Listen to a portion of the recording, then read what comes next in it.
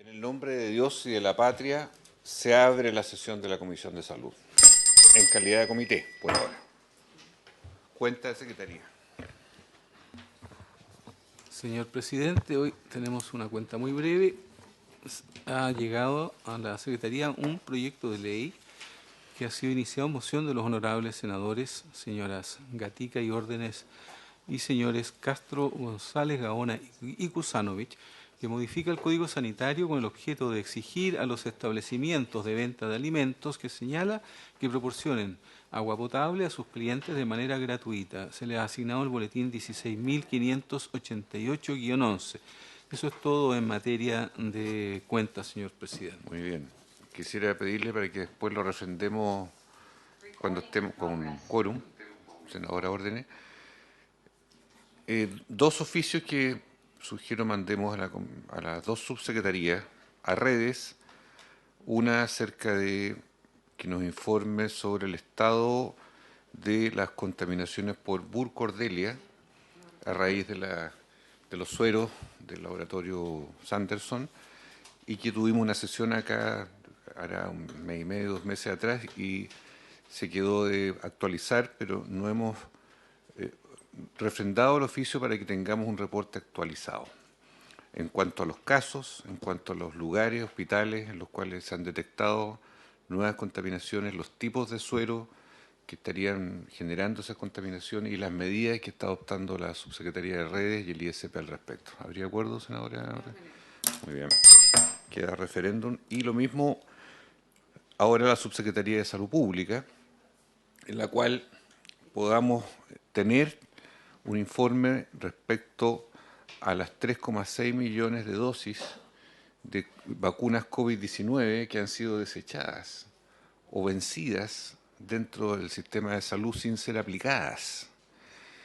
Esto que es la portada de un diario muy importante de hoy, no me quiero dejar arrastrar por una portada, pero son cifras muy elevadas que requieren una explicación un poquito más detallada acerca de, uno, qué está ocurriendo con la campaña de vacunación contra COVID en la dosis sexta de reforzamiento y qué ha ocurrido con las vacunas que se han eliminado por estar vencidas y que pudiéramos tener un catastro de vacunación región por región, porque aquí importa que región por región se sepa los porcentajes de meta alcanzados en COVID y los porcentajes de eliminación de vacunas también región por región respecto a lo sucedido. ¿Hay acuerdo?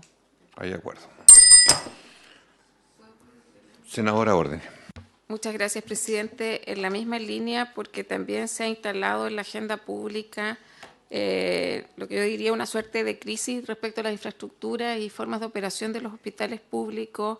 Se habló de atención en carpas que no contaban con servicios eléctricos para operar y algunos retrasos en las obras. Entonces, a lo menos que si se nos puede informar respecto del estado de nueva infraestructura de la red asistencial y si es efectivo que hay temas de suministro eléctrico y atención en condiciones que no son las apropiadas. Muchas gracias, presidente. Exactamente.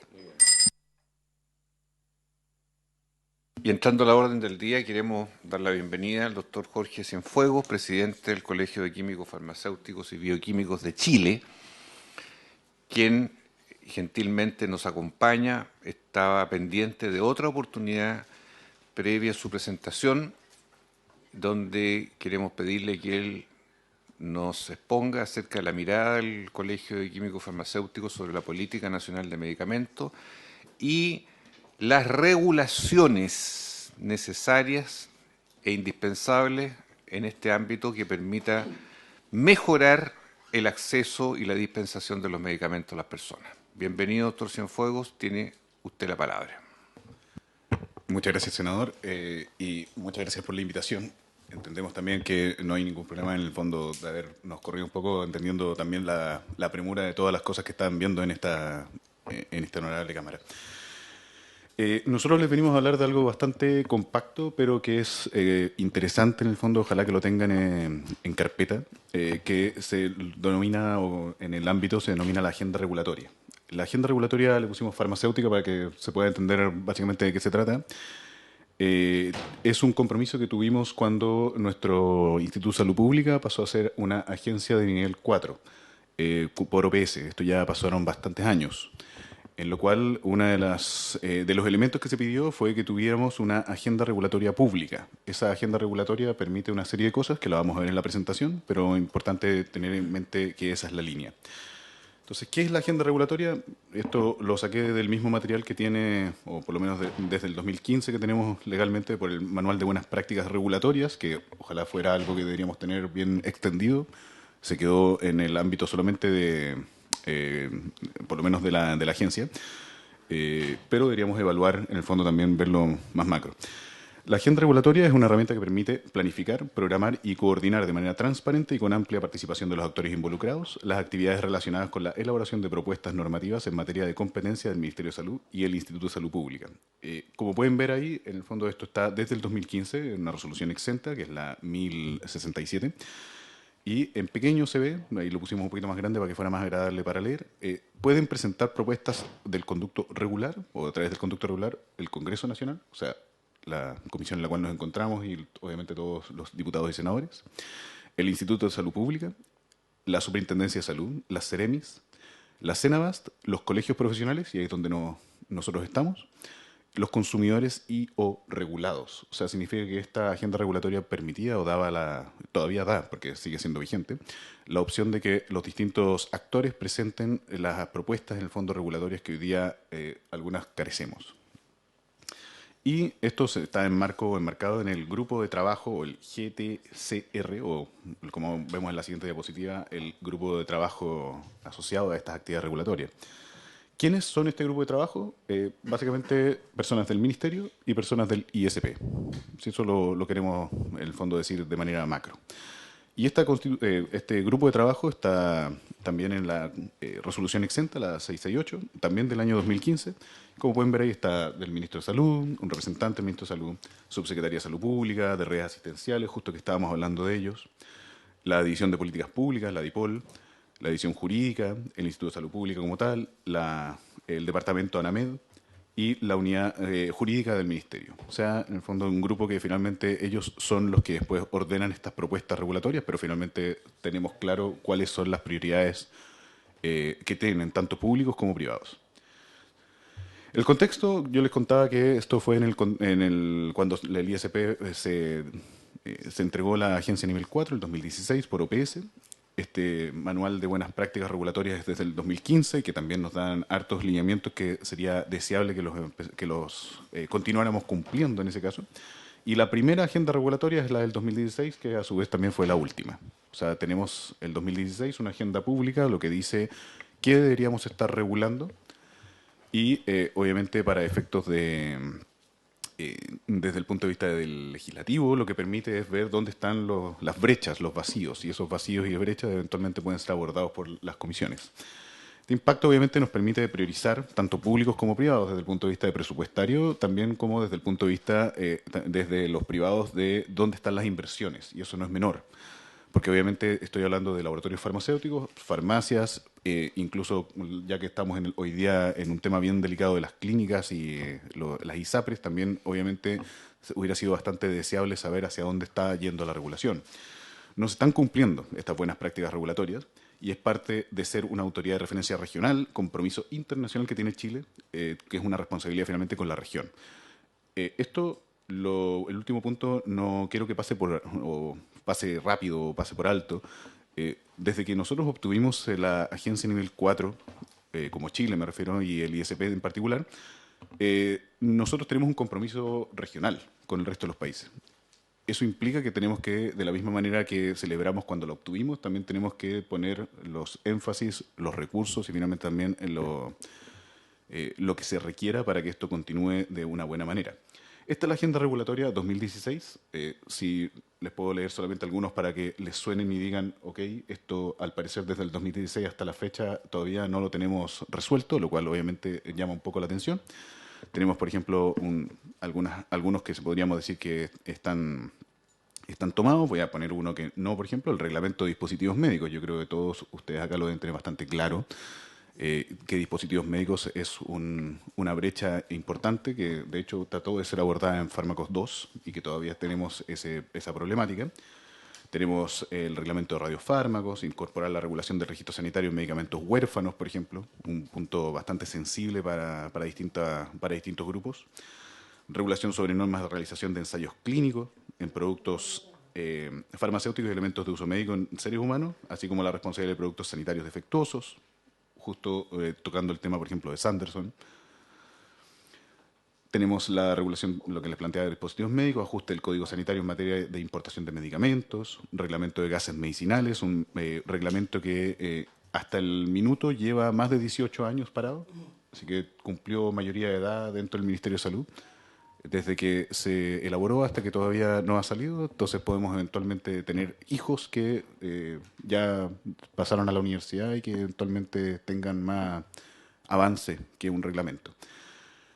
Tenemos reglamento de preparados magistrales. El 79 ha sido un tema bastante complejo, especialmente, por ejemplo, con el tema de Sanderson, que justo estaban tocando antes.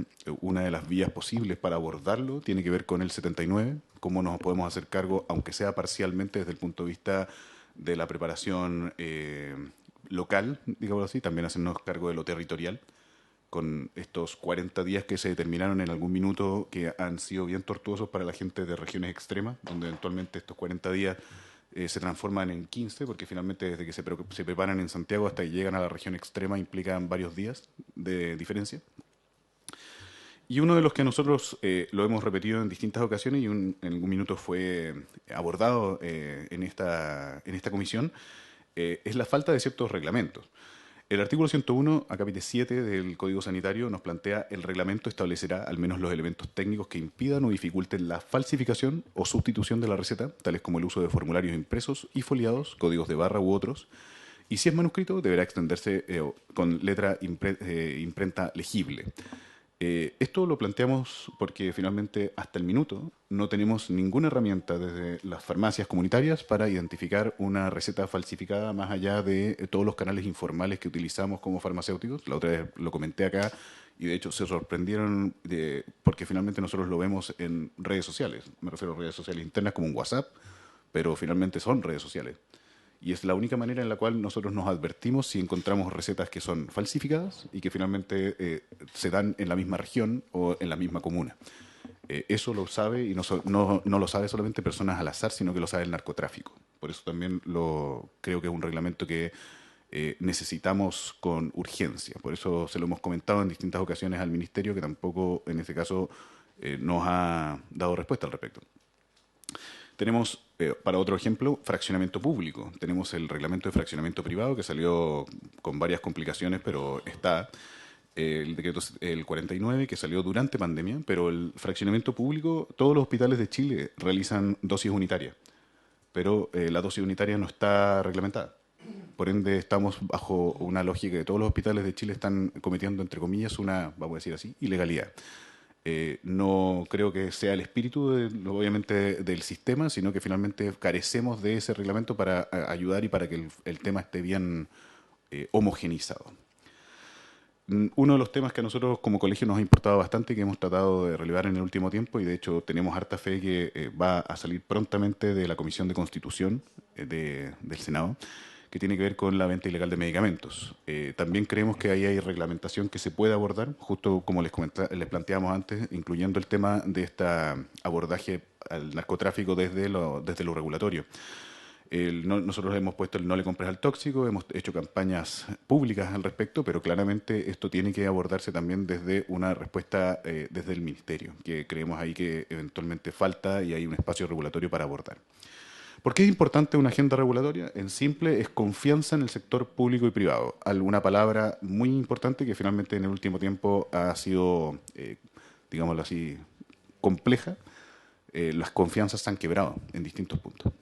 Y creemos que qué mejor que retomarlas que con transparencia.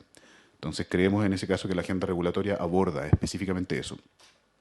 Permite proyectar la inversión, tanto a nivel de recursos como de capacitación y recursos humanos, tanto para los públicos como para los privados.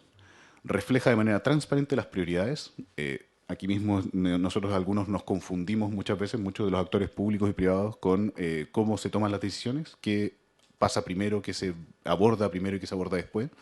Les contaba este reglamento que lleva más de 18 años, yo creo que ya se ha revisado lo suficiente, a menos que se busque sacar un doctorado al respecto, obviamente el reglamento ya estaríamos con la suficiente estudio para poder sacarlo, por lo menos.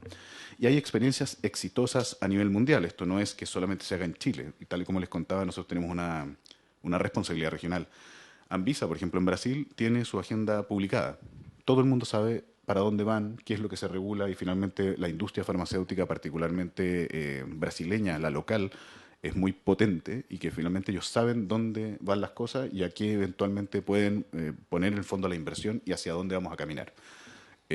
Por eso lo planteo desde el punto de vista de los privados, inversión, pero también de los públicos porque sabemos qué cosas podemos hacer. Hoy día tenemos un brote en el fondo del Burkopdelia que estábamos conversando antes, o que se planteó antes, que muchos hospitales no se pueden hacer cargo porque tienen sus áreas de preparaciones parenterales cerradas, literalmente porque no se les vio la utilidad. Y eso tiene que ver también con que el abordaje en el fondo tiene que ser integral, regulatorio, después de inversión y eventualmente de las capacitaciones. Si yo sé hacia dónde van las cosas y tengo claro que la inversión que estoy haciendo eventualmente se va a ver reflejada en beneficios para la población o eventualmente para la empresa, por supuesto que ahí van a estar los recursos. Así que eso por lo menos, senadores, les agradezco obviamente la instancia y era un planteamiento que queríamos compartir con ustedes. Muy bien, nos acompaña don Juan Francisco Collado, jefe del Departamento de Políticas Regulatorias y Farmacéuticas, prestadores de salud y medicinas complementarias del MinSal. Le ofrecemos la palabra, por favor, sobre este planteamiento. Muy buenos días, senador, senadores presentes, don Jorge. Bueno, al respecto de lo que comenta don Jorge Cienfuegos, nosotros podemos comentar que efectivamente existe un grupo de trabajo para la priorización de la agenda regulatoria que lleva este departamento, y este grupo de trabajo se suspendió durante un tiempo, durante la pandemia, y desde el año pasado retomó sus labores.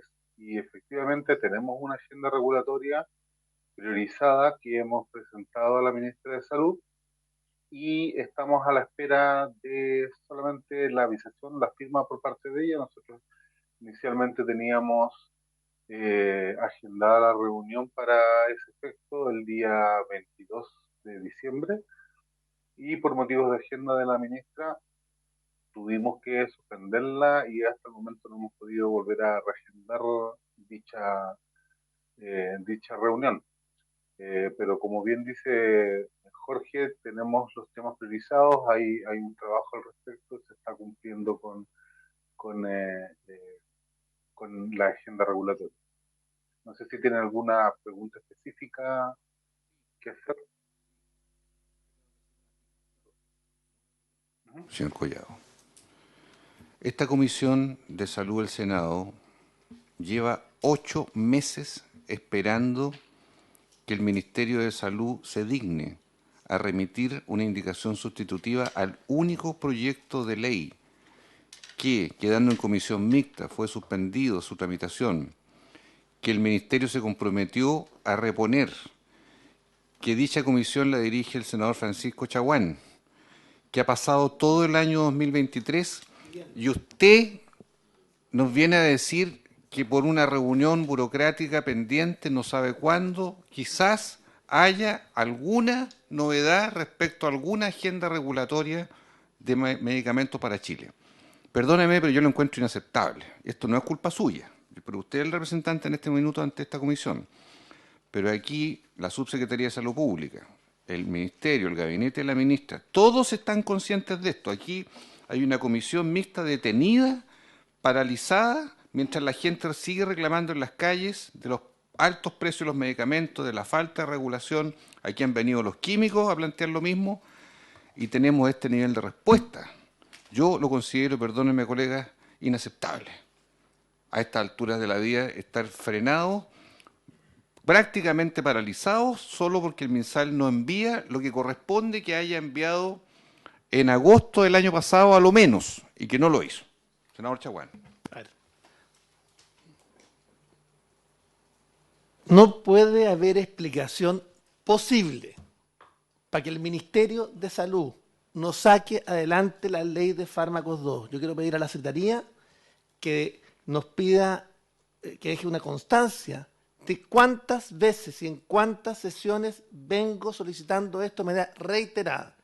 Y lo digo porque soy presidente de la Comisión de Fármacos 2 y estoy esperando que el gobierno se digne finalmente a decir cuál de los elementos que estaban en ese proyecto va a insistir o si va a generar leyes cortas con fast track. Pero lo que no puede ocurrir es que no tengamos regulación.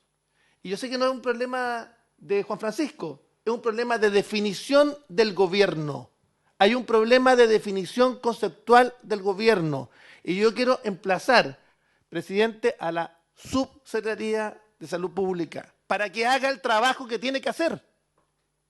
Si esta es la pega que tiene que hacer.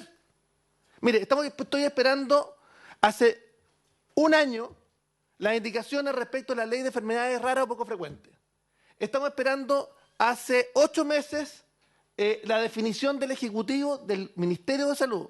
No, esto no pasa por un funcionario, no, esto es una definición política de qué se quiere empujar o no. Y yo creo que acá el gobierno está cometiendo efectivamente una falta de conducción grave que está afectando a los chilenos. Si hay quejas respecto del costo bolsillo de los medicamentos, si hay quejas respecto de la accesibilidad, se dejó encaminado en el gobierno anterior un proyecto que incluso se generaba normas para fijación de precios en el gobierno anterior. Y este que se dice gobierno progresista no es capaz ni siquiera de sacar adelante la regulación mínima para generar transparencia, para generar la seguridad sanitaria necesaria en el fraccionamiento de los medicamentos, para generar la posibilidad que una persona cuando le prescriben, le puedan prescribir un principio activo y se tome la decisión y habrá que ver si eso implica o no seguridad sanitaria o no, pero eso son parte de las cosas que hay que debatir en el Congreso, acá, no en reuniones fuera del Congreso, sino que en el Parlamento, y yo voy a defender la soberanía legislativa, en este y en todos los temas, en reforma de pensiones, en todos los temas. Los temas se discuten en las comisiones legislativas y en el Parlamento, no se discuten fuera del Parlamento. Y por tanto yo le quiero pedir a Juan Francisco, al cual conversé con él se ha comprometido a mandarla en el más breve plazo, que esta declaración no es contra suya, porque esto implica una definición política del ministerio. Y yo quiero hacer llamado a la ministra de Salud y a la subsecretaria de Salud Pública para que apuren las definiciones. Mientras tanto, la gente sigue efectivamente con un costo de bolsillo enorme para los efectos de poder salir adelante mes tras mes. Por favor, yo quiero pedir que mandemos un oficio por parte de esta comisión a la ministra de Salud y a la subsecretaria para que, en definitiva, se señale cuántas veces hemos pedido esto mismo en esta comisión. Yo no quiero que después sea que apunten con el dedo a esta comisión, ni a la comisión mixta, sino que apunten con el dedo a donde hay que apuntar, al Ministerio de Salud que no ha hecho la pega. Muy bien. ¿Se acuerda, señores senadores? Sí, y 2 acuerdos anteriores que pedimos sobre un informe por Burcordelia y otro sobre las dosis de vacunas COVID desechadas o eliminadas por vencimiento. Presidente del Colegio de Químicos, ¿quiere agregar algo a estas intensas alocuciones que usted escuchó? En el fondo les agradezco también la recepción con respecto a esto, porque obviamente es y por eso les planteaba, es un tema de ayudar a tanto públicos como privados a dar un poco de seguridad hacia dónde va la cosa. Yo creo que ese es el tema de esta inseguridad constante desde el punto de vista regulatorio, para nosotros es bien complejo. Tan así, y por eso les quería plantear un tema que a nosotros nos preocupa, solamente como para que lo tengan en mente, el director de Senabast hoy día está abocado a una nueva, digámoslo así, instancia, que es la apertura de almacenes farmacéuticos populares. El problema de eso es que no está regulado.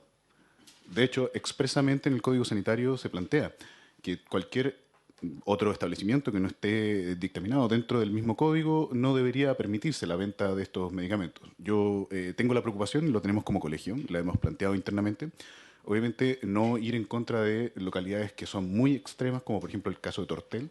No obstante lo anterior, el director de Senabas, por ejemplo, se está juntando con Ceremis como por ejemplo Higgins, que estamos hablando de una región que claramente no es extrema. Entonces creemos que se está abocando, en el fondo, mucho tiempo y recurso humano y de tiempo, en el fondo, en estos criterios, y eso es lo que planteamos, por eso la agenda regulatoria, para que se aboque a lo que realmente se requiere. En ese sentido, el mandato que tiene Senabast es a velar por el acceso y, en el fondo, por la disposición de los medicamentos en el sistema público. Hoy día también mixto en el privado con la ley Senabast. Pero definitivamente no está en la nueva apertura o en la invención de regulaciones que ni siquiera están vistas y que nos han hablado en el Parlamento. Creemos en ese caso que también, si se puede, a través de ustedes, y se los agradeceríamos mucho, obviamente, hacer un llamado también a entender hacia dónde se quiere llevar esto. Porque finalmente, si las farmacias populares, que están desde el 2015, no han sido reguladas todavía, no tienen regulación, y se quiere crear una nueva entelequia, en este caso, que se llame Almacenes Farmacéuticos Populares, a puertas de elecciones, que fue el fenómeno que ocurrió para las farmacias populares, creemos que se puede prestar para algo más negativo que positivo. Entendemos perfectamente el caso de Tortel, entendemos que finalmente hay ciertas excepciones que siempre se pueden hacer, pero eso siempre en conversaciones. Pero cuando se aboca una institución completa a una política pública, donde no hay política pública y alguien que no debería estar haciéndolas, creemos que también es, obviamente, pérdida de eficiencia para el sistema y, obviamente, esperaríamos en ese caso que obtener más respuestas, por ejemplo, en el caso de Burkopdelia, donde sí la Senabas tiene un rol mucho más preponderante que en este caso que estamos conversando. Muchas gracias, senadores. Bien, dicho lo anterior entonces, y los oficios ya remitidos, vamos a quedar atentos a la fórmula en la cual se materialice esta propuesta regulatoria y, sobre todo, cómo se reinicia la ley de fármacos 2, con todas las exposiciones hechas aquí y con la demora en el tiempo. Porque si no, le pedimos al Ministerio de Salud que diga la verdad. Si no quiere ley de fármacos 2, que diga ya, mire, sabe, no va a haber ley de fármacos 2 y nosotros aquí propondremos una ley de fármacos 3. Y haríamos otra cosa. Lo que no vamos a dejar es a la gente sin regulación, ¿o no? Sí, presidente. Senador Chaguán. Y lo otro Senadora Órdenes. que sí, a mí me gustaría contarles que yo como presidente de la comisión mixta, voy a establecer un plazo prudente. Si las indicaciones no llegan en un plazo de una semana, voy a convocar a la mixta y voy a determinar qué materias... Convóquenla en febrero, sí, si es necesario. Sí. Y qué materias efectivamente requieren patrocinio ejecutivo y cuáles no.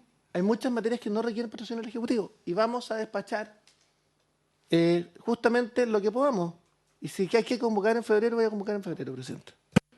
Hágalo, contará con toda nuestra ayuda y apoyo. No sé, los asesores no sé si piensan lo mismo, los vi incómodos. ¿Están todos de acuerdo los asesores? Sí, ahora están de acuerdo, ya. Tienen convicción, ya. Senadora Órdenes y senador Gaona. Muchas gracias, presidente. Quiero agradecer la presentación, sumarme a las palabras que se han expresado. A ver, yo creo que el tema es la ley de fármacos 2, que está pendiente, que se escucharon a los distintos actores, por llamarlo de alguna manera, del ecosistema y de lo que debería ser una agenda regulatoria de medicamentos. Y por lo tanto, yo creo que hay acuerdo de la Comisión en que el Ministerio efectivamente es quien tiene hoy día un poco la manija respecto de darle continuidad. Ahora, yo creo que es importante que nos reunamos, porque si no, esta cuestión no va a tener regulación.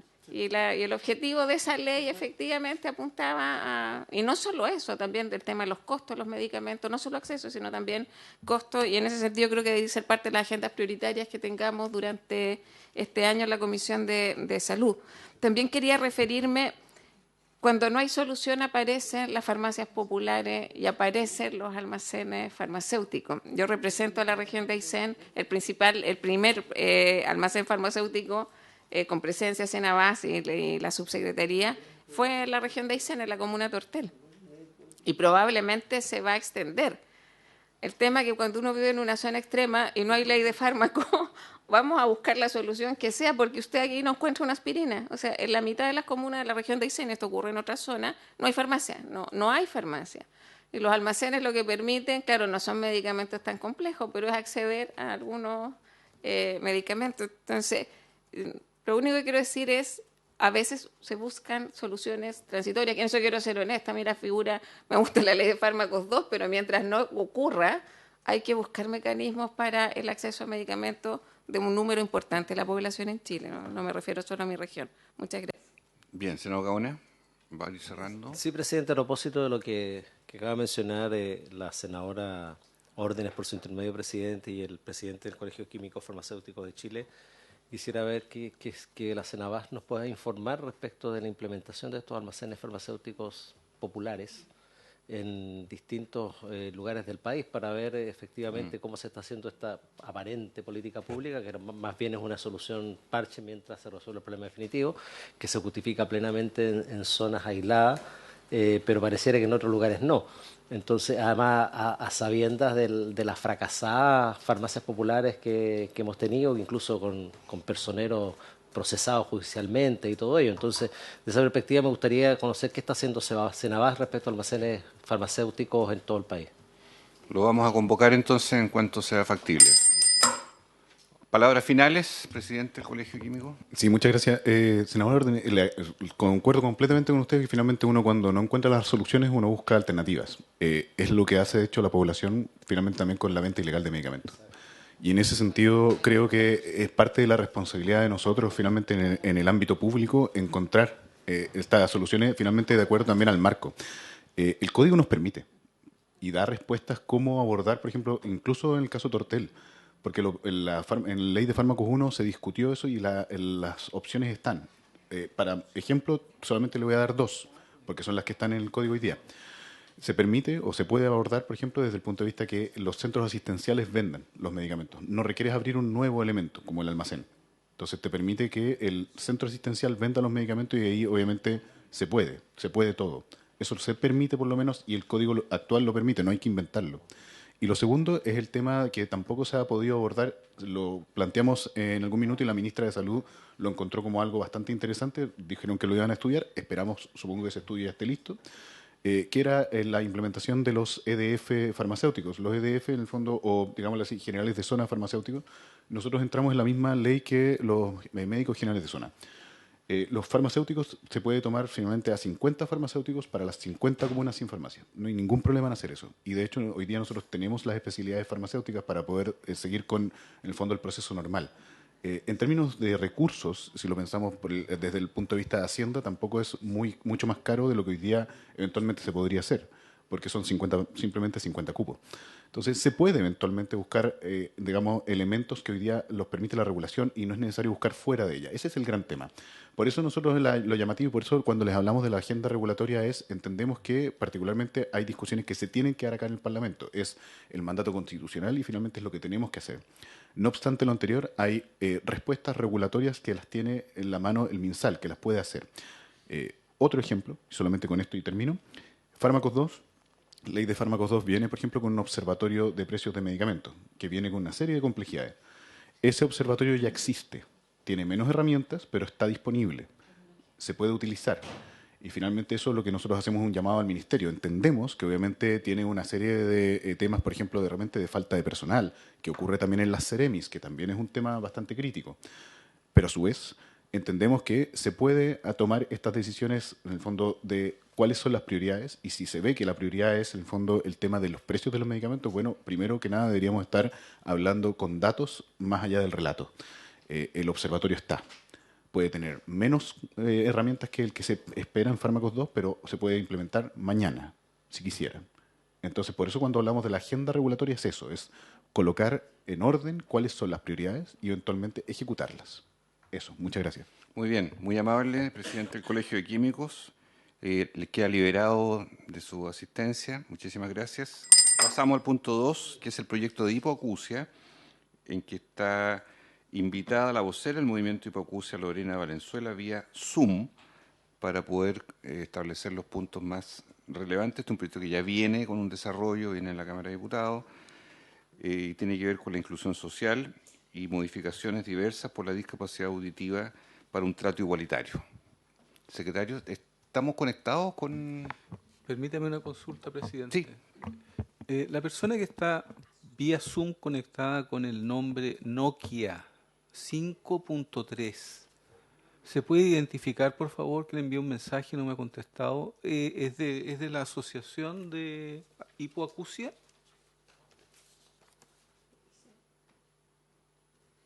¿Hay alguien conectado de la asociación de hipoacusia? Voceros, perdón, Movimiento de Hipoacusia Chile.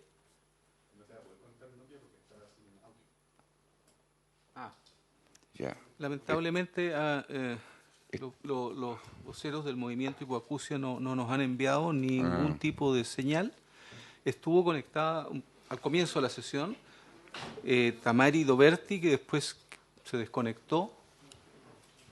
Y está conectado don Cristóbal Castro. Cristóbal De Minsal. de Minsal. Ya, Sí. don Cristóbal. Si gusta, usted nos resume el punto en que estamos.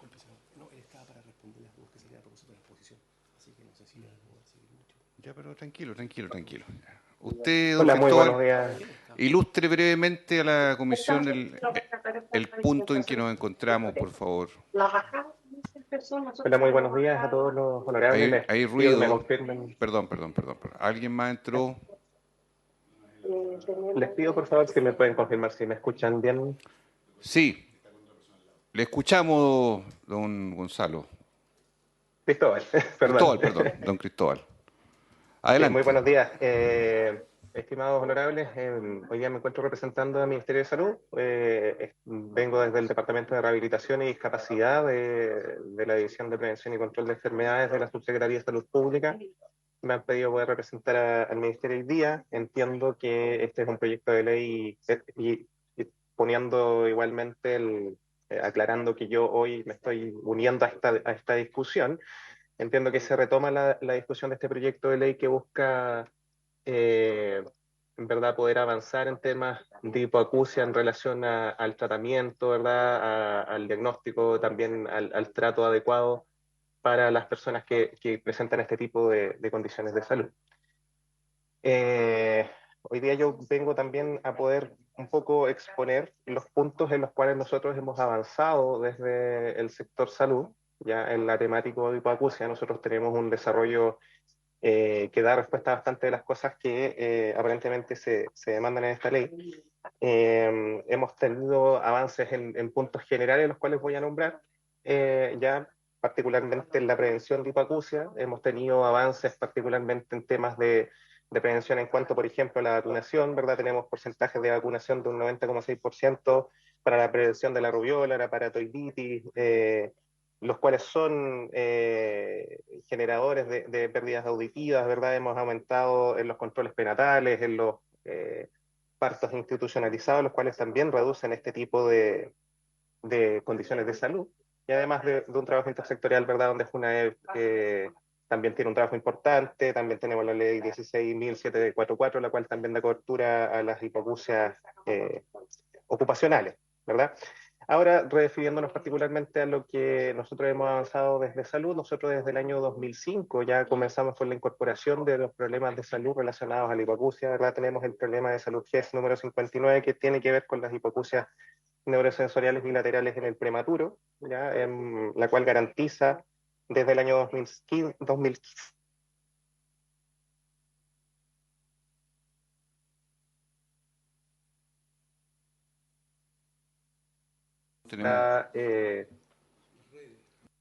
estimado, no sé si se cortó, ¿no? ¿Estaba escuchando? Perdón. Sí, ya, gracias. Y también ya desde el año 2020 el screening auditivo se encuentra financiado junto a las prestaciones de parto de modalidad institucional, ya a través del MAE. También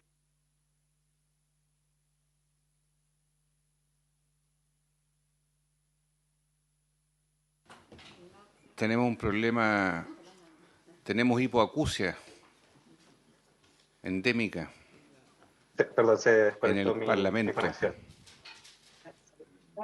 ¿O no, ¿Me doctor escuchan, Salgado? Pero tenemos un terapeuta especializado. A todos, y va a encontrar sorpresa.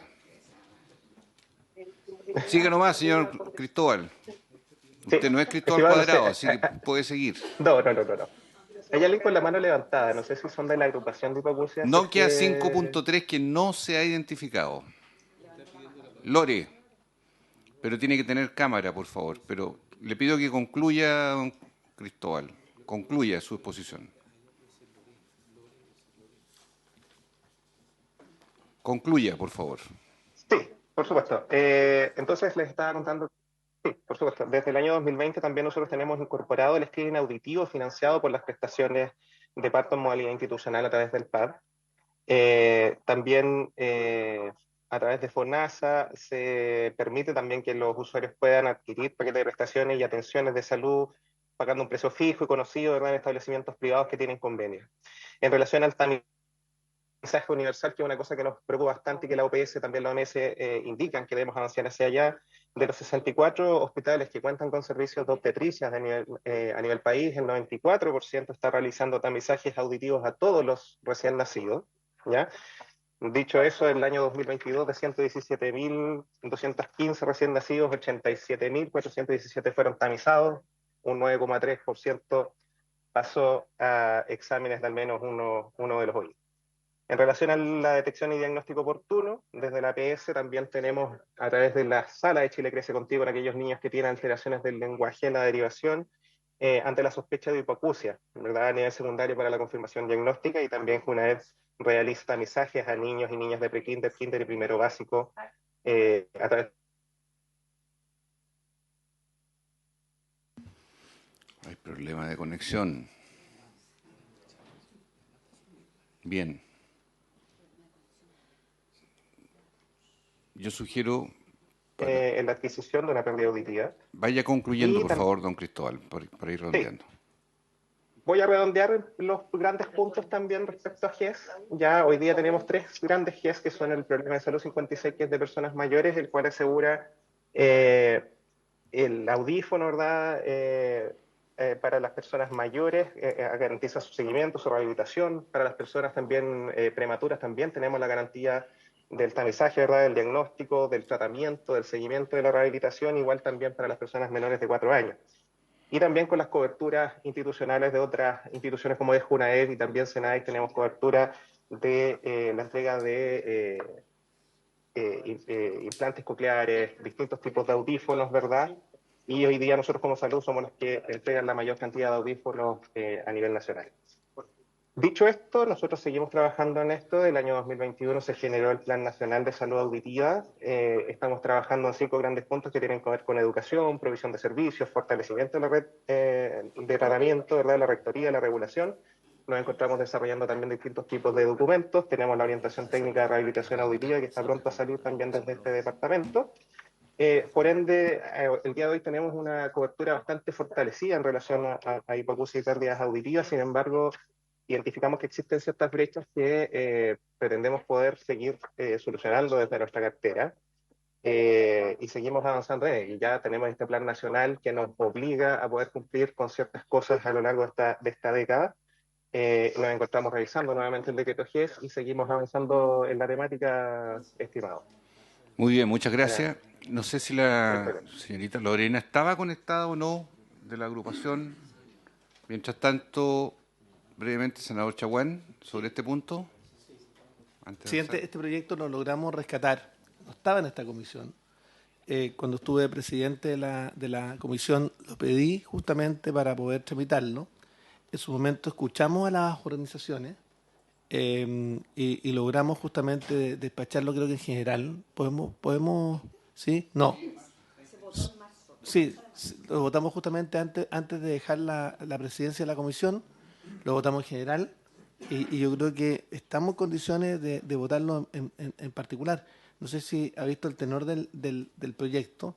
Es un proyecto bastante simple, que no tiene normas que requieran patrocinio del Ejecutivo, y que si esperamos las indicaciones del gobierno podemos estar acá esperando años, porque usted ha visto, en la ley de enfermedades raras pero poco frecuentes, llevamos 2 años esperando, en la ley de fármacos 2, llevamos 1 año esperando, y podemos seguir sumando ejemplos, porque acá hay un problema de producción de indicaciones a los proyectos por parte del gobierno, que tiene, parece, prioridad en otras cosas, pero no en esto que es tramitación de proyectos en el Parlamento. Entonces yo tengo una seria queja. Entonces le quiero decir, respecto de esto, podemos sentarnos a esperar indicaciones, porque esas indicaciones, se lo quiero señalar, se lo digo hoy día 23 de enero, se van a demorar 1 año, si es que llegan. Está Lorena presente, Sí, por favor. ve? Sí, sí, ¿Ahora me escuchas? ahora sí, Ya. por favor. Primero que nada, buenos días, senador. Gracias por la invitación. Buenos días también a todos los senadores presentes. Bueno, hoy no pude estar en forma presencial porque tengo a mi mamá enferma, una enfermedad que no esperábamos, y de verdad yo en general trato de ir todas las veces que más pueda al Congreso, pero les puedo decir de todo corazón, sabe que ya estamos como un poco cansados de que 5 años llevamos luchando por nuevas políticas públicas para la salud auditiva y por la ley hipoacusia. De hecho, yo soy hipoacúsica y yo no tengo cobertura y como yo hay miles de chilenos. Nosotros no estamos pidiendo migajas, no estamos pidiendo, ¿cómo les puedo decir? Como un favor. Simplemente estamos pidiendo un derecho que fue vulnerado por décadas. Realmente no sé qué tenemos que hacer los hipoacúsicos, no sé si tendremos que marchar, no sé si tenemos que, no sé, comenzar a hacer otra cosa, porque de verdad no entiendo el por qué se ha tramitado tanto un proyecto de ley que requiere urgencia. Hay miles de personas que necesitan audífonos, miles de personas que no tienen orejita como son los niños con microtia. Hay miles de personas que necesitan implante coclear. Yo de verdad, yo no entiendo al MinSal que habla maravillas con respecto al tema de la hipoacusia. Mire, yo no tengo cobertura para mi autoesclerosis, yo tengo que pagar de mi bolsillo cada cirugía, y ahora actualmente mi cambio de estribo está sobre los 4 millones de pesos con FONASA. O sea, realmente yo no entiendo hasta el día de hoy quién agregó la ley hipoacusia, en este caso, por ejemplo, hipoacusia dentro de la patología que es, y dejaron a más del 70% de los hipoacúsicos sin cobertura, porque solamente las personas que necesitan implante coclear tienen cobertura. ¿Y qué pasa con los niños, jóvenes y adultos que necesitan audífonos, que tengan más de 4 años? Además que Junaep es una burla para la gente. Han dejado cualquier cantidad de niños esperando por audífonos. Yo no entiendo. Llega a dar rabia ver en televisión, se los digo honestamente, senadores, que a veces se habla de mucha farándula, muchos políticos en televisión, pero no, de verdad, nada concreto para nosotros. O sea, estamos hablando de un 32,7% de chilenos que tenemos algún grado de pérdida auditiva.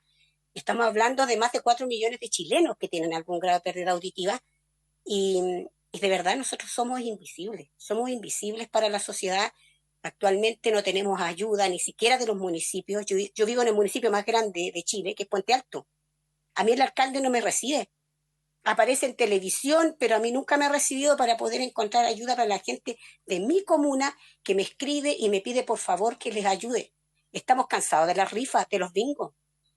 Estamos cansados de andar pidiendo migajas. Si realmente nosotros lo que estamos exigiendo es un derecho que nos corresponde como chilenos. Si ingresaron la patología que es, ingrésenla completa. Pongan a toda la población hipoacúsica, inclusive a las personas que tienen hipoacusia de un puro oído.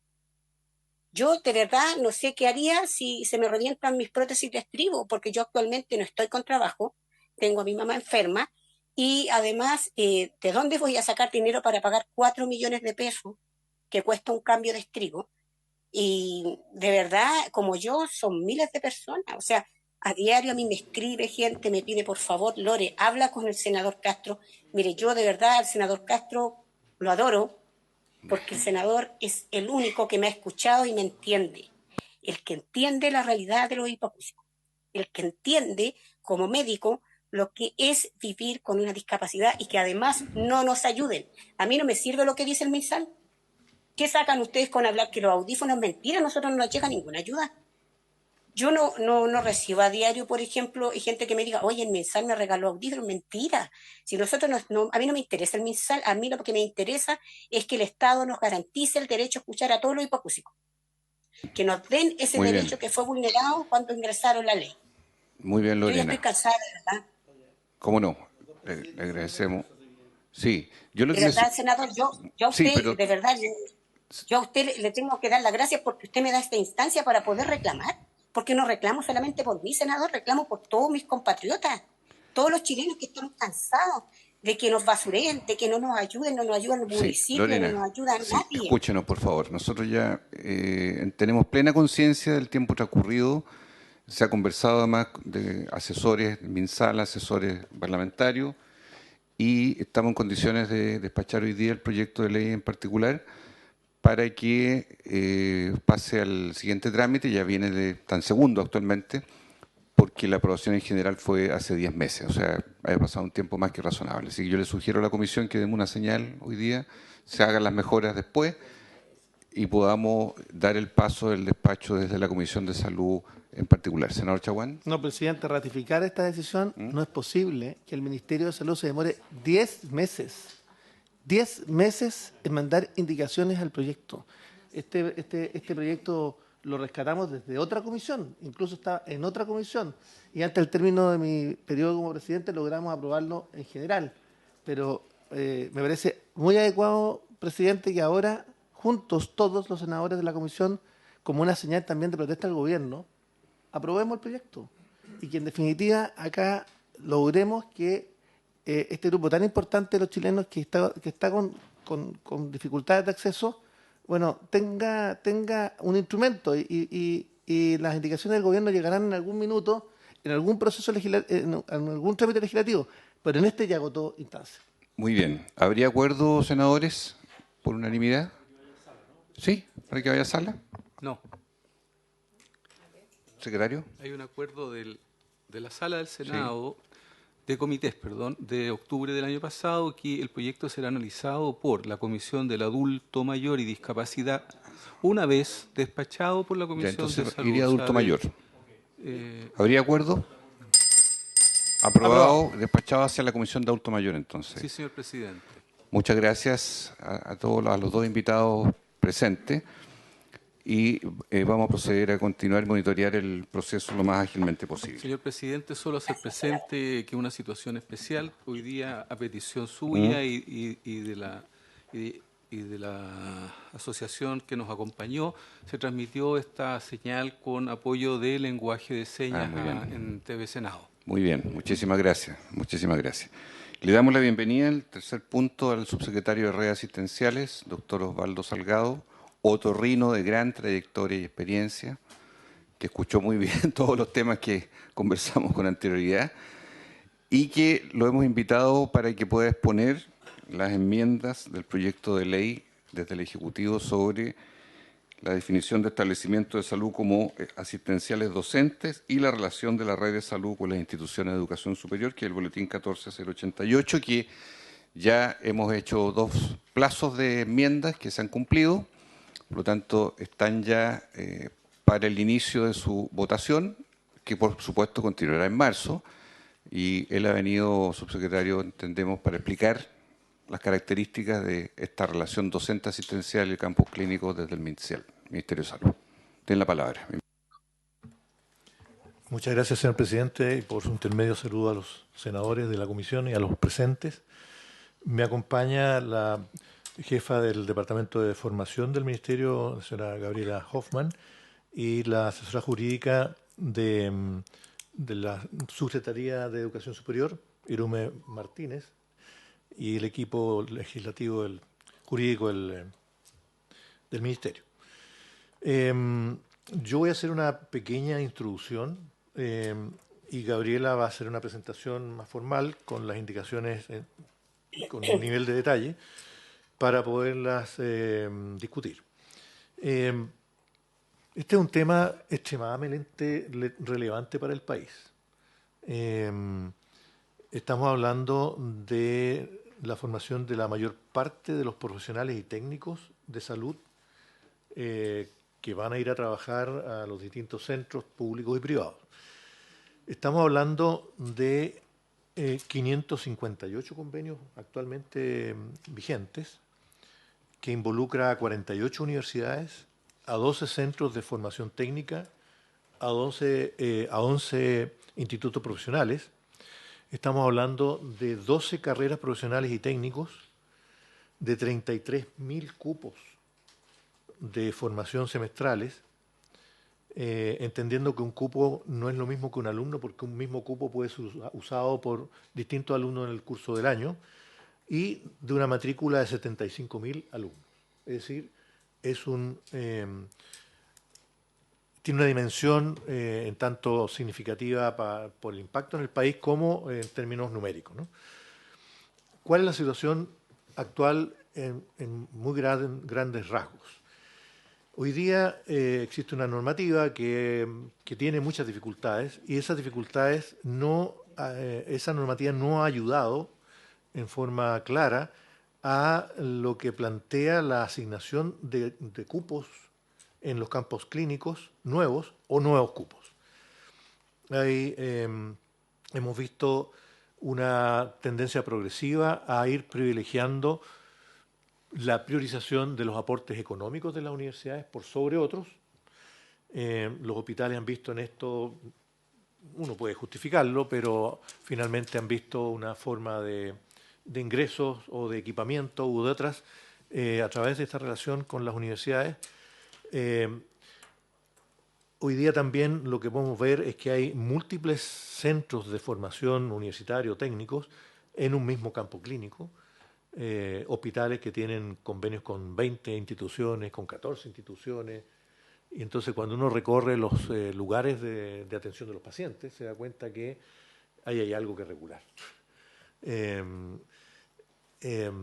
Tenemos dificultades también en consolidar información. Esta es una información que está muy dispersa y como ministerio nos cuesta mucho poder tener una imagen panorámica de la situación, y todo esto no exento de conflictos en distintos niveles, distintos actores, entre alumnos, entre universidades, docentes, siendo que uno debiera propender a tener una relación de alto nivel, colaborativo en lo posible, y creo que este proyecto de ley puede aportar en ese sentido. Nosotros buscamos, y creo que compartimos, un sistema de formación de profesionales de alta calidad, pero también con respeto a los pacientes y con respeto a los alumnos y otros actores que participan en esto. Esperamos también que esta ley apoye al desarrollo de proyectos institucionales con alianzas estratégicas de largo plazo, y que involucre, ojalá, a toda la universidad. Si bien no está específicamente en el proyecto, pero yo llamaría también a mirar esto desde esa perspectiva. Es decir, una universidad no es solo las carreras de salud. Una universidad tiene formación de ingenieros, de abogados, etcétera, una serie de cosas, de profesiones que perfectamente pueden no solo tener posibilidades de campos de enseñanza dentro de nuestro sistema, abogados, por ejemplo, en el sistema jurídico de salud, ingenieros en todo lo que se tiene que ver con inversiones, es decir, una infinidad de otras áreas donde la universidad puede efectivamente aportar al desarrollo institucional de una manera muchísimo más amplia que lo que uno pudiera estar mirando hoy día. Y también, como una cuestión muy relevante, nos parece que hay que privilegiar el desarrollo de proyectos regionales, educativos regionales, y que ojalá eso facilite no solo el desarrollo regional, sino que también pensando en que aquellos profesionales que se forman permanezcan en la región, cuestión que hemos conversado en otras instancias muchas veces. Entonces, presentamos a la consideración de esta comisión una serie de indicaciones que ustedes ya conocen, algunas hemos corregido para aclararla mejor, y que entendemos recoge una serie de inquietudes que hemos estado escuchando. Estas indicaciones han sido trabajadas con el Ministerio de Educación, hemos consultado al interior del sistema también, tratando de de comprender y abarcar el máximo posible de inquietudes que naturalmente surgen en esta materia que nos parece tan relevante. Así es que quiero dejar a la señora Gabriela Hoffman para que nos presente esta propuesta. Tiene la palabra, Gabriela. ¿Cuál es su cargo? Sí. Yo soy jefa del Departamento de Capacitación, Formación y Educación Continua de la Subsecretaría de Redes Asistenciales. Muy bien. ¿No? Un problema técnico, sí. ¿Tiene un PowerPoint? Sí. Vamos a correrlo.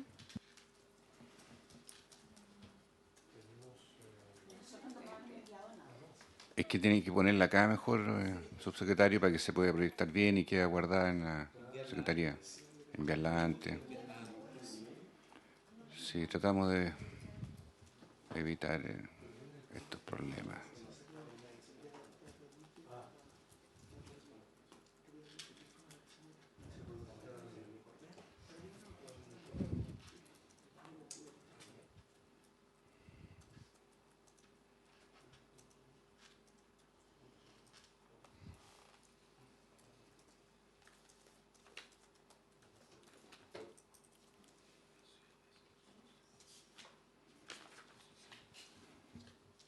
Si gusta lo va explicando para ir avanzando. Por supuesto, señor presidente. Bueno, el proyecto considera, las indicaciones al proyecto consideran reemplazar el artículo primero a objeto de establecer que lo que busca la ley es articular la oferta de prestaciones de salud con las necesidades de formación de profesionales y técnicos calificados, generando una capacidad nacional que considere una atención sanitaria de calidad en el marco también de lo que establece la Ley de Deberes y Derechos del Paciente y principalmente con un foco de colaboración permanente de las instituciones de educación superior en el ámbito de la salud, con una perspectiva estratégica y de largo plazo. Uno de los focos importantes de lo que se ha trabajado como indicaciones es este incentivo, en el fondo, a una perspectiva de largo plazo y estratégica.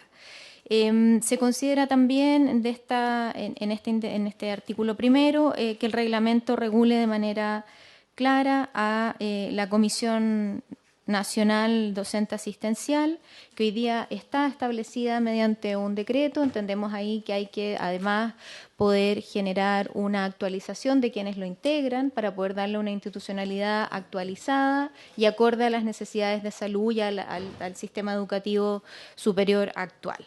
En términos del artículo segundo, hay también una propuesta de reemplazar el artículo estableciendo varias indicaciones. Se recogen algunas indicaciones que estaban en el proyecto inicial, pero por otro lado se incorporan o se precisan nuevas indicaciones. Evidentemente está la definición de instituciones de educación superior, muy ceñido a lo que está establecido hoy día en la normativa, y se define, por ejemplo, relación asistencial docente como este vínculo estratégico y de largo plazo que considera hoy día tanto a los municipios, a las corporaciones, a los servicios de salud, al ministerio, dando una mirada integrada desde la atención primaria hacia los niveles de mayor complejidad y a las distintas entidades que forman el sector público de salud. Con el objetivo, por cierto, de formar profesionales y técnicos para satisfacer las necesidades de la población, eso siempre en el foco. También es importante dentro de las definiciones que se incorpora la definición de docente como un profesional o técnico que mantiene una relación contractual o estatutaria con una institución de educación superior que haya suscrito un convenio. En términos de poder efectuar docencia práctica o supervisión clínica, que era también uno de los aspectos importantes para nosotros de poder señalar esta indivisibilidad de la formación en el ámbito de la salud respecto de las horas de docencia. En capacidad formadora también hemos definido que es el número máximo de cupos que pueden establecerse en términos de los distintos niveles, profesional y técnico, para poder colaborar en el proceso de formación dentro de un establecimiento de salud pública. Y en consideraciones también entendemos espacio sanitario como aquella aquel espacio en el fondo extramural, además de los servicios de salud y los establecimientos de manera más clásica en el fondo. Eso en términos de definiciones importantes que se han ido incorporando. Gracias. Personal encargado de la relación asistencial docente, y eso tal vez es una de las indicaciones más importantes dentro de estas definiciones, porque lo que estamos proponiendo es establecer en el fondo el personal que va a estar encargado de realizar la función de seguimiento y de control de los convenios vigentes, estableciéndose de manera particular que cualquier persona que tenga este rol o cualquier funcionario que ejerza este rol dentro de las instituciones tenga la condición particular de que no tenga un vínculo con las entidades con las que están vigentes convenios, en el fondo estableciéndose ahí una posibilidad de incompatibilidad para resguardar los criterios de ética en la labor pública principalmente. No tengo el control. Sí, muchas gracias. Bueno, y se incorpora también dentro de las definiciones, dentro de los criterios de esta ley, la investigación y por lo tanto la necesidad de definir qué vamos a entender como investigador, aquel profesional o técnico que realiza mediante una relación contractual con la institución de educación superior esta función docente y de investigación dentro del establecimiento. Esto es una incorporación importante dado la naturaleza del sector. Luego en el artículo 3 también es una propuesta de reemplazo, se incorporan directrices, dentro de las directrices que se incorporan tenemos, por cierto, en primer orden, el respeto por los derechos y deberes de las personas usuarias de los establecimientos de salud, la calidad y la seguridad, la continuidad de la atención, la contribución a la mejora del nivel de salud de la población, pero un punto importante que también venía mencionado en el proyecto original y que a nosotros nos interesa bastante recoger y resaltar, tiene que ver con la coherencia entre los perfiles de egreso de las carreras y los programas de formación, respetando, por cierto, la autonomía universitaria, y también la incorporación o la promoción de una atención de salud con pertinencia cultural en el marco de la ley vigente actualmente. Dentro también de las directrices, por cierto, se mantienen o se refuerzan ideas importantes que estaban propuestas, como la asociatividad, la transparencia, la colaboración de los centros de educación superior con los distintos establecimientos de la red asistencial y, por cierto, un uso eficiente de la capacidad formadora de los distintos niveles de atención. Hay un aspecto central de la propuesta al incorporar incluso la definición a las municipalidades es que se pueda hacer un uso eficiente de toda la red en materia de capacidad formadora. Respecto de la coordinación de los órganos de la administración pública, se incorpora también como requisito y se incorpora finalmente el respeto y el cumplimiento a las normas a toda norma de discriminación, prevención de la violencia, el acoso laboral y sexual y de género por las normas vigentes tanto en el sector de salud como en el sector de la educación superior con la entrada en vigencia de la normativa. Por lo tanto, en términos de directrices, eso es central. Luego, respecto del artículo 4, en términos de la función asistencial docente y de investigación, también es un artículo que se reemplaza. Y en esta materia es importante señalar que la función asistencial docente se define como aquella relación que se da en el marco del convenio en la que los funcionarios realizan supervisión o una función docente clínica que les permite además efectuar estas actividades en el ejercicio de sus tareas habituales siempre que ello no afecte el cumplimiento de su jornada asistencial dentro del establecimiento. Aquí volvemos a la idea de la indivisibilidad propia de la formación en salud. Respecto de la función de investigación, es importante señalar que se considera que podrán efectuar actividades durante la jornada los funcionarios y los académicos que trabajen en el sector público, durante la jornada, entendiendo en el fondo que hay una obligación de compensar las horas siempre y cuando estas horas en el fondo lleguen al máximo que está propuesto. La función asistencial docente y la función de investigación son funciones que efectivamente no son excluyentes, pero se pudieran, por lo tanto, complementar. Respecto del artículo 5º, también se reemplaza el artículo, y este es un artículo bien central que se ha incorporado en materia de no discriminación y equidad, resguardando que haya un desarrollo armónico dentro de los establecimientos que permita un proceso formativo sin discriminación. Ese es un artículo nuevo que se incorpora, y luego en el artículo 6º, respecto de las retribuciones, que sabemos que es un artículo además en el que han habido indicaciones y que nosotros hemos tratado de recoger aquellas, lo que se busca es poder reconocer efectivamente todas las retribuciones en el marco de la relación asistencial docente. Por lo tanto, esto comprende el costo por los mayores gastos generados por el proceso de formación en dicho establecimiento y los gastos operacionales vinculados a la gestión del convenio. En este punto es importante que se está considerando no solo el pago, sino que también los aportes que se puedan realizar en términos de bienes y servicios, y por lo tanto, en ese marco lo que se busca es que las condiciones de retribución quedan señaladas en el convenio respectivo mediante los acuerdos que se hayan suscrito entre las partes. De ahí lo que se busca, y es parte de lo importante a señalar, es que luego de la suscripción del convenio y de aquellas condiciones acordadas, efectivamente no se puedan generar nuevos aportes en términos de bienes, títulos, etcétera, sino que solo en el marco de lo establecido en el convenio mediante el proceso de asignación y selección.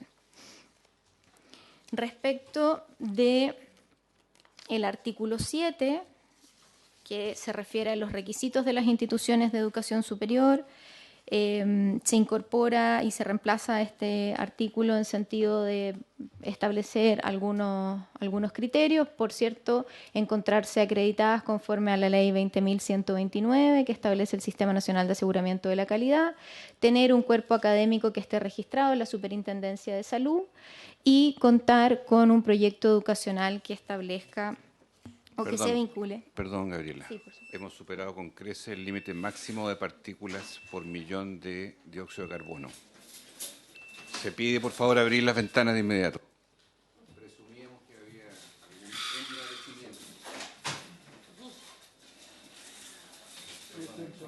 endurecimiento. Subsecretario. Y eso queda tranquilito esto. Ni siquiera con ley corta. Subió tanto. Prosiga, Gabriela. Muchas gracias, señor presidente. Bueno, y contar con políticas sobre normativas de prevención, investigación y sanción del acoso sexual en términos de los requisitos y los criterios establecidos anteriormente. Luego, en el artículo 8, para reemplazar el artículo anterior que estaba propuesto, y que este es tal vez uno de los elementos centrales del proceso de la relación asistencial docente, lo referido a criterios y priorización para la asignación de la capacidad formadora. Y aquí es importante señalar, en el fondo, que el reglamento establecerá las ponderaciones para la aplicación de los criterios, y por lo tanto hay ahí una distribución importante respecto de que las instituciones de educación superior cuenten con domicilio en la región o provincia, buscando potenciar la territorialidad y el fortalecimiento de esos vínculos territoriales y regionales que hoy día presentan distintas entidades de educación superior, que la institución además esté regulada por la ley 20.094 de universidades estatales o por la 20.910 de centros de formación técnica estatales, que también refieren o buscan generar estos vínculos de territorialidad que ya están presentes a lo largo del país. El número de años de acreditación institucional como un elemento importante, y estamos potenciando aquí, o se busca potenciar con esta propuesta, un espacio, una instancia de asociación entre las distintas instituciones de educación superior, para que esto también vaya en línea con el desarrollo territorial, pero también con un mejor uso de la capacidad formadora. También dentro de los criterios de asignación está el porcentaje de participación en el plan de formación de especialistas, esto como un elemento importante dado la necesidad de especialistas que tiene el país actualmente. Los cupos en los programas de especialidad que cada una de las entidades aporta respecto de su total de cupos, y aquí hay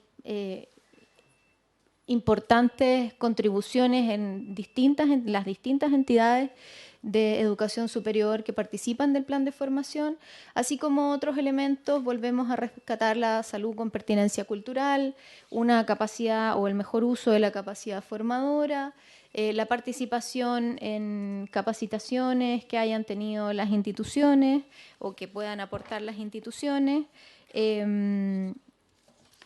y, por cierto, la gratuidad o estar adscrita a la política de financiamiento institucional para la gratuidad conforme a lo establecido en la Ley 20.091. También el comportamiento respecto de convenios anteriores, que ese es un elemento importante, dado que hay en el fondo un antecedente previo de cómo ha sido el vínculo entre esa entidad de educación superior y el sector salud. Respecto del artículo 9, que esto es ya lo final, también se propone reemplazar el artículo 9 en materia de término anticipado del convenio, estableciendo como condición el incumplimiento grave de las obligaciones de cualquiera de las partes, de acuerdo a lo establecido en la ley, la pérdida de cualquiera de los requisitos establecidos en el artículo 7, 8 o 6 en algunos de los puntos, 2 evaluaciones negativas y vulneración de la declaración de ausencia de conflictos de interés en el caso de los casos que se requiere, y evidentemente por mutuo acuerdo de las partes. Un artículo 10 transitorio que establece condiciones transitorias, valga la redundancia, que tiene que ver primero con el periodo en el que van a aplicar en el fondo el reglamento, la dictación del reglamento, que va a ser de 12 meses, la extensión de la vigencia de los convenios actualmente suscritos, que se propone que sea hasta por 5 años una vez publicada la ley, y la exención durante el plazo de 10 años contados desde que el Centro de Formación Técnica del Estado, creado por la ley 20.910, entre en la aplicación para las entidades regidas por el artículo 7º de dicha ley. Esas son las condiciones transitorias, señor presidente. Bien. Y las indicaciones. Vamos a prorrogar unos minutos para poder redondear las ideas con el subsecretario y las preguntas que tengan los señores senadores. ¿Hay algún otro punto que quisiera enfatizar? Si gusta su nombre y su cargo, por favor, también. Muchas gracias, presidente. Por su intermedio, saludo a la comisión. Irune Martínez, asesora legislativa del subsecretario de Educación Superior, quien además, por su intermedio, presidente, saluda a la comisión. Está actualmente en la región de Aysén. Le hubiese gustado acompañar en esta discusión porque este es un proyecto muy relevante para nuestra subsecretaría, porque regula algo que es muy relevante no solo para la institución de educación superior, sino para su relación con los territorios.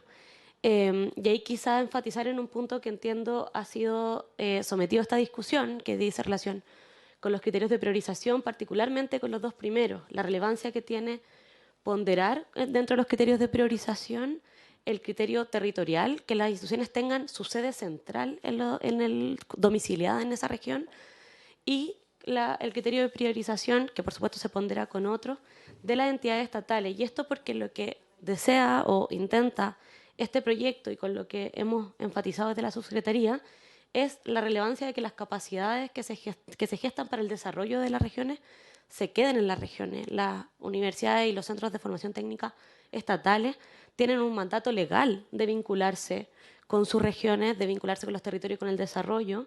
Además, están creadas y tienen sus estatutos están aprobados por un DFL. Por lo tanto, tiene una permanencia que asegura que, o que al menos, digamos, propende a que las capacidades que se van desarrollando en la región se puedan quedar en la región. Y eso es algo muy relevante para apoyar en el desarrollo de las regiones y para que las capacidades tan relevantes como la capacidad formadora y las capacidades en salud puedan apoyar en el desarrollo. Hay otras normativas que están contempladas, otras indicaciones contempladas en estas indicaciones presentadas por el Ejecutivo, que también nos parecen muy relevantes, particularmente las definiciones, la vinculación con la política pública, por ejemplo, de la subsecretaría, o la política pública en general de educación superior regulada en la 21.091, por ejemplo, con los criterios o en la 20.129 con los criterios de acreditación, entre otros. Pero queríamos enfatizar en esos dos puntos porque nos parecía relevante que en la formación y la educación pública tiene una vinculación con su territorio mandatado por ley, y eso nos parecía relevante no solo para la educación pública, sino para el propio desarrollo de las regiones, que es algo que, de hecho, ayer el subsecretario estuvo en la Comisión de Educación discutiendo sobre un proyecto que fue aprobado de forma unánime de birregionalidad de las universidades del Estado, precisamente porque la Universidad del Biobío se quiere vincular con la región del Ñuble, ¿no? Y es para poder formar este año, de hecho abrió la carrera de medicina precisamente para apoyar el desarrollo regional.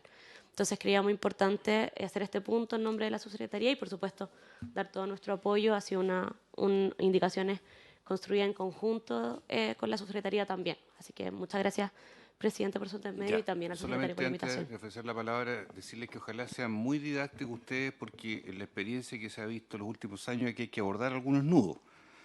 Yo creo que hay mucho altruismo, buenismo, buenas intenciones, pero en la práctica aquí nos enfrentamos a problemas comerciales, donde un bien escaso, como es un hospital autogestionado en red, que tiene una infraestructura, que tiene asistencialismo a todo dar, es requerido, se le toca la puerta por N universidades privadas y N universidades públicas, que le dice, por favor, recíbame las alumnas de enfermería, los de medicina, los de aquí, los de allá, a cambio de que nosotros le construimos un pabellón, nosotros hacemos tal cosa de inversión para usted, y esto se transforma en una transacción. Entonces, esto viene hace muchos años, ¿verdad?, en desarrollo, los servicios de salud, los hospitales autogestionados, en fin. Entonces sería bueno, primero, tener una fotografía, subsecretario, dónde están los nudos que hay que resolver, porque aquí hay asimetrías, hay desigualdades, porque ha proliferado, tal vez exacerbadamente, la instalación de nuevas carreras, a veces sin un criterio claramente de racionalidad respecto a la oferta que hay que darle al país o los mercados laborales que se les quiere ofrecer. Dos, el estado de necesidad de los directores de servicios u hospitales que pujan todos los días por ampliar, por renovar instalaciones, por mejorar lo suyo. Tres, equipos docentes donde se imbrican horas asistenciales con horas docentes, que siempre ha sido un área gris, para serle bien sincero, en cuanto a qué es cada cosa, cuándo el doctor cumple horas de la universidad no sé cuánto y cuándo está cumpliendo horas funcionarias. Y cuatro, de qué manera el Estado, que es incumbente, porque en este caso es el oferente del establecimiento, y a la vez, en algunos casos minoritarios, pero es universidad estatal, ¿no es cierto? En algunos casos, es una universidad estatal que busca también al Estado pedirle, estoy pensando, no sé, en mi zona, Universidad O'Higgins, el del Estado, toca la puerta, Hospital Regional de Rancagua, Estado. Entonces, también esas cautelaciones hay que dejarlas establecidas en su formato. Aquí ya pasaron, pusieron, las privadas, las públicas, todas han puesto, entonces llegó la hora, no vamos a hoy día votar, pero vamos a hacerlo ya en la próxima sesión o de la próxima que toque, no sé si toca la próxima semana o en marzo, en fin, o la de mañana, no sé, vamos a ver bien, pero este es un tema muy sensible y delicado, porque hay mucha expectativa de que los niveles de calidad de las universidades cumplan, que se les envíe a campus docentes asistenciales validados, acreditados. Aquí ha venido gente que ha pasado por pseudos campos clínicos, estudiantes que han sido mal acreditados porque le ofrecieron una cosa y después terminaron con una carrera que no estaba validada con un campo clínico. Muchas cosas han pasado. Entonces les ruego en eso, porque esto puede ser muy árido si no lo aterrizamos. ¿Qué problema y qué solución se busca al problema en este proyecto de ley a juicio de la autoridad? Doctor Osvaldo Salgado. Gracias, presidente. Claro, yo creo que las preguntas apuntan a los temas muy centrales. Yo creo que aquí hay que tener primero una cuestión que es evidente y que la capacidad de formación es limitada. Y esto tiene, también yo lo mencioné,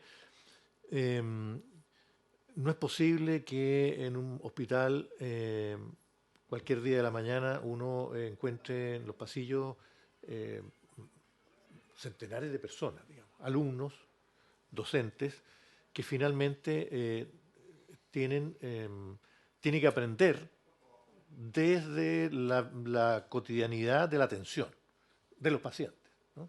Entonces, no es posible pensar que un mismo paciente sea examinado 4 veces al día, porque hay muchas universidades que necesitan esa formación. Entonces, esa es una primera cuestión que yo creo que hay que tener claro. Hay aquí y en cualquier parte una capacidad finita, limitada de formación. No es fácil determinar cuál es la capacidad de formación, porque también depende de los niveles de enseñanza, depende de los criterios. Conversamos reiteradamente, por ejemplo, las unidades de neonatología. Son unidades extremadamente complejas, donde las personas que circulan por esa unidad tienen que ser las más restringidas posibles, con condiciones que no arriesgue a los neonatos que están allí, que son extremadamente vulnerables. Es decir, uno no podría pensar que hayan 20 alumnos, 30 alumnos en esa unidad. Y esa unidad es importante para la formación profesional de ciertos especialistas o ciertas profesiones. Entonces, va a costar mucho compatibilizar esa escasez de ese recurso con esta necesidad. Y yo creo que el establecer criterios, y lo que está planteado ahí son criterios, no están ordenados en orden de prelación, digamos. Son criterios a considerar que el reglamento valorará en su mérito, y eventualmente uno incluso podría pensar en distintas situaciones, ¿no? Pero nos parece que los criterios, finalmente, la respuesta a esto es cuáles son los criterios que yo voy a utilizar, transparentes, conocidos, discutidos, finalmente aceptados, y esos criterios en su aplicación debería disminuir y limitar este conflicto, ¿no? Y separar esos criterios del aporte económico. Es decir, el aporte económico no va a formar parte de los criterios de selección. El aporte económico tendrá que estar establecido por número de alumnos, por número de jornadas, por complejidad de la materia que se está analizando. Es decir, el reglamento hoy esperamos que dé con claridad las pautas para evaluar cómo se hace la retribución, que además no necesariamente es una retribución económica, que puede serlo, pero la naturaleza, el leitmotiv de una universidad es formar. Entonces a nosotros nos parece del todo coherente que lo que la universidad aporte, por ejemplo, sea formación, capacitación de los profesionales, los técnicos y todo el personal que está en ese hospital. Y que eso tenga un valor por sobre el equipamiento, que siempre es necesario, pero que enturbia esta relación. Y nos parece, por lo tanto, en primer y segundo lugar, a propósito de las consultas del presidente, es que queremos separar de la priorización, que son criterios que habrá que puntear, del aporte económico. E impedir, ¿no es cierto?, que ese aporte económico pueda ser revisado o una vez hecho el convenio. Es decir, se estableció el convenio, se establecieron los aportes y fuera de eso no hay nuevos aportes. Por lo tanto, esperamos que eso disminuya esta tendencia a la transacción. Hay otra cuestión que se repite muchísimo, y es que cómo compatibilizamos el funcionario, que es funcionario hospitalario, y que hace docencia. O sea, que recibe un sueldo por una actividad docente mientras es funcionario asistencial. Y aquí hay que asumir que en realidad la formación en la salud, y probablemente en otras, pero en la salud con mucha claridad, se hace durante el proceso de atención. Es decir, yo no puedo separar mientras estoy atendiendo a un paciente con un becado, con un alumno, en que le estoy diciendo, mire el pulso, tómele el pulso, examínelo, sin separarlo de la atención.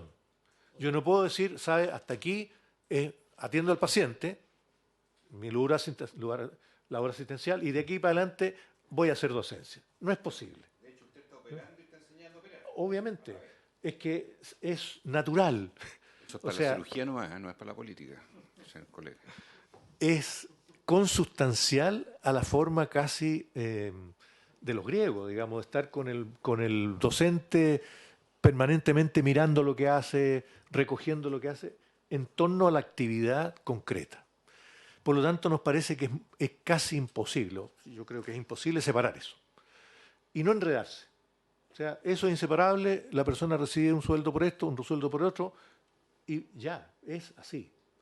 Distinto es, por ejemplo, cuando yo hago una clase, donde no estoy haciendo asistencia. Eso tiene que ser recuperado en horas posteriores. La investigación ha sido producto también de un poco de discusión, porque claro, la investigación no se hace pegado al paciente, a veces sí, pero aquí nos interesa incentivar la investigación y por lo tanto establecer con un reglamento que no está exactamente en el texto que mostramos, porque lo queremos corregir, es decir, no determinar el número de horas que deba o no devolver el investigador, sino más bien que el reglamento diga, mire, esta investigación que está haciendo este funcionario universitario, que es nuestro también, tiene un plazo, no son 5 años, serán 2, tendrá que haber una publicación, tendrá que ser una investigación pertinente, es decir, una serie de condiciones para que ese investigador haga investigación en algunas horas compartidas con su labor asistencial. La relación entre ya lo mencionó la asesora jurídica, en el sentido de que es evidente que las universidades estatales tienen un rol público que cumplir. Y eso probablemente se da con mucha más claridad y nitidez en las regiones. Entonces, lo que a nosotros nos interesa que quede establecido, que haya ahí una intención de favorecer el desarrollo regional a través de estas asociaciones de instituciones que, por ley, tienen la función de potenciar y fomentar el desarrollo regional. Y yo creo que hay otro componente en esto que también tenemos que tenerlo claro y que probablemente hay que revisar y fortalecer en caso necesario, que es la acreditación tanto de las universidades como de los programas, que yo creo que es el complemento a esta situación de cautelar la calidad de la formación que conversamos recién. Eso por ahora, señor presidente. Muy bien. Dejaríamos hasta acá, si le parece a los senadores. Estamos ya en el tiempo debido y en la siguiente sesión ya empezaríamos a votar con el comparado las distintas indicaciones que han llegado de todas las partes sobre este tema. Senador Latorre, ¿sobre otro punto? No, lo mismo, presidente, gracias. Preguntarle si es que, pues no lo entendí bien, si mañana continuamos la sesión o todavía no tiene definido si nos cita para votar esto, lo de mañana a las 3 de la tarde. Sí, puede que sí. No está definido todavía. Puede que sí. Yo creo que podríamos ¿Para partir empezar mañana. a votar? Ya, dejémoslo acordado. Sí. ¿Les parece? Mañana se inicia la votación. Perdón, sí, senador Chaguán, senador. Acuérdese, por favor, se lo pido, antes de terminar el año legislativo, ¿sí?, de la garantía de la atención prenatal, que es un proyecto de reforma constitucional que se demora despacharlo, nada, y después se da la Constitución. Entonces, ¿podríamos ponerlo mañana? Sí, de simple la despacho. ley mía. La ley mía. Sí. ¿Ya que quiere para mañana también? Sí. Mía. Presidente, sobre el tema. Presidente, ¿Hay algo que no sea suyo, senador? Sí. El día de mañana Senador, estamos convocados a la Comisión Mixta de Transporte para abordar el proyecto de ley Internet como Servicio Público. La semana pasada, ambos que integramos esa comisión estuvimos corriendo. A mí no me gustaría volver a faltar a esa comisión mixta. Es relevante lo que estamos resolviendo en esa materia, por lo tanto le solicito a la comisión no sesionar el día de mañana. Para mí al menos muy complejo. Sí, tiene razón. Es que, claro, yo no sé si estamos autorizados. Si fuera posible, citaría entre lunes y martes a la Comisión de Salud. Veamos en la tarde con la mesa, para así poder resguardar esto, porque estamos los dos en la mixta de transporte. Ya, entonces, esperaríamos. No sería mañana todavía la votación de este proyecto de ley. Vamos a avisar. Muy amable, ¿eh? Muchas gracias, subsecretario, la abogada también. Se levanta.